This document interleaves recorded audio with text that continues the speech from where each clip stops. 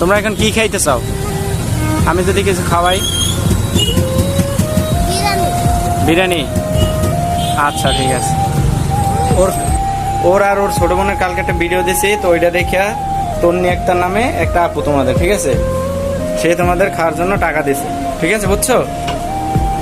ঠিক আছে, খাও তোমরা। তন্নি তন্নি একটা তন্নি।